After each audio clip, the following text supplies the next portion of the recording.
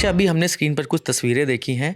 Police force एक गांव में जाती हुई दिख रही है, कुछ गतिरोध हो रहा है ग्रामीणों से पुलिस वालों का। क्या मामला है, वीडियो कहाँ से आया है? जी, इस वीडियो से पहले की जो कहानी है वो सबसे पहले मैं वो बता देती हूँ। ये मामला प्रयागराज के इटौसा गांव का है, जहाँ पे एक दलित व्यक्ति हैं देवी शंकर, उनको जिंदा जला दिया गया है, ऐसे आरोप लग रहे हैं फिलहाल।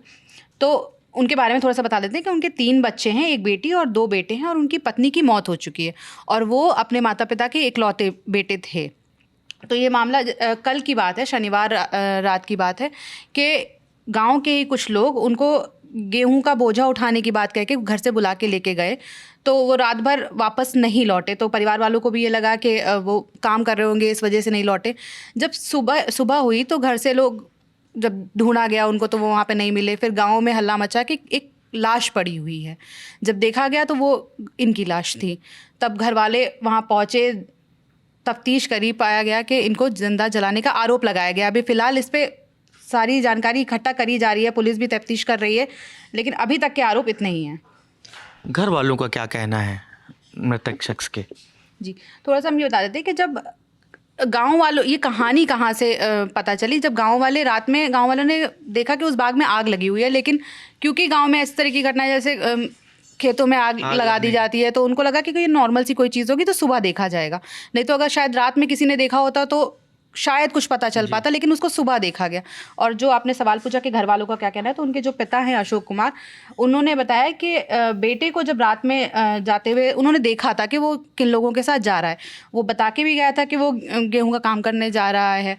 तो रात भर जब वो नहीं आया तो उन्हें लगा कि शायद काम में व्यस्त हो गया होगा। पहले भी ऐसा अक्सर होता आया होगा कि काम की वजह से देर रात वापस आया होगा। तो उनके पिता ने बोला कि मैं सो गया, और फिर सुबह मुझे खबर मिली कि इस तरीके की कोई घटना हो गई है। वहीं उनकी बेटी का भी एक रोते हुए वीडियो हमारे सामने आया है। वो हम कुछ कारणों की वजह से वो वीडियो नहीं दिखा सकते हैं, तो बता देते हैं कि उस बच्ची ने उस वीडियो में क्या बोला है। उसने बताया है कि उसको सुबह में गाँव से ही एक जानने वाले का फ़ोन आया और उसने पूछा कि तुम्हारे पापा कहाँ हैं।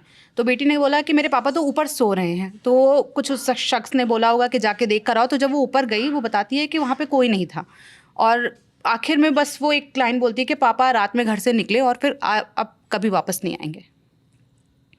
ये बेटी का कहना है। ये बेटी का कहना है। पुलिस की कार्रवाई कहाँ तक पहुंची है? पुलिस का क्या कहना है इस मामले पर? जी, जैसे मैंने बताया कि पिता ने भी देखा था कि वो किन लोगों के साथ गया है। तो जो मुख्य आरोपी है छुट्टन सिंह, उसको मिलाकर परिवार वालों ने 7 लोगों पर जिंदा जलाकर हत्या करने का आरोप लगाया है।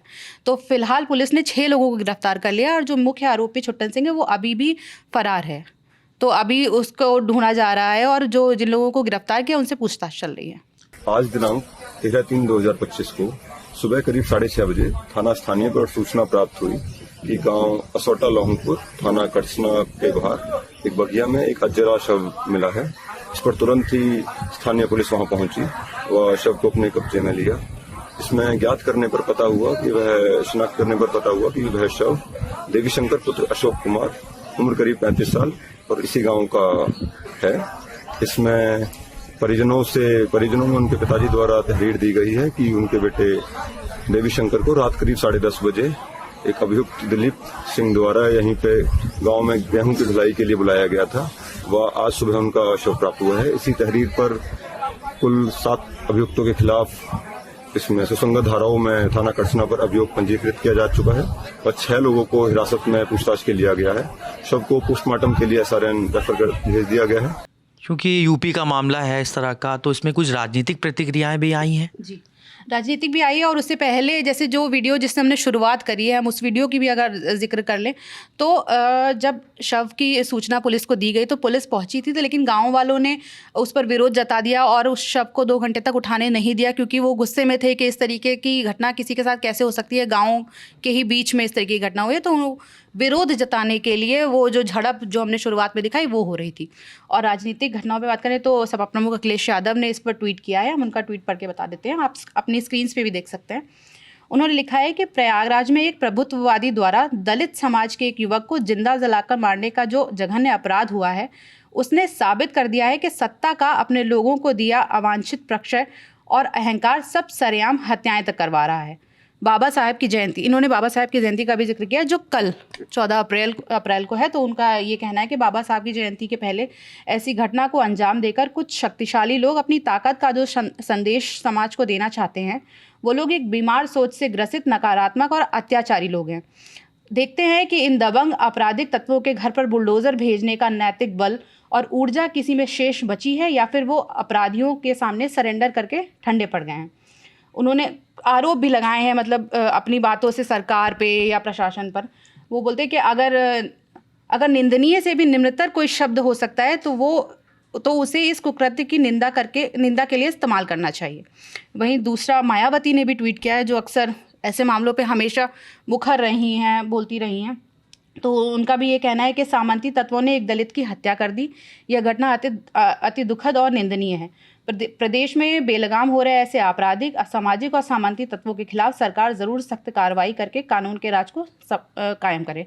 इसके अलावा मायावती ने अम्बेडकर की मूर्तियाँ जो तोड़ी जा रही हैं, बाबा साहब अम्बेडकर की, अभी हाल ही में हमने कई सारी घटनाएं देखी, कल लखनऊ की भी घटना थी, तो उस पर भी ट्वीट करके बोला है कि इस तरीके की चीज़ों को सहन नहीं करना चाहिए। तो फिलहाल इस मामले में अभी, क्योंकि ये सब फर्स्ट हैंड इन्फॉर्मेशन है और आरोप ही हैं, पुलिस का ये कहना है कि मतलब अभी तफ्तीश करी जा रही है। जिन लोगों को गिरफ्तार किया है उनसे फिलहाल पूछताछ चल रही है। तो इस मामले की अभी तक जो अपडेट्स आए, सारी जानकारी रक्षा ने जुटाई है। कैमरा संभाल हैं दानिश, मैं हूँ नीरज और आप देखते रहिए दी लल्लन टॉप।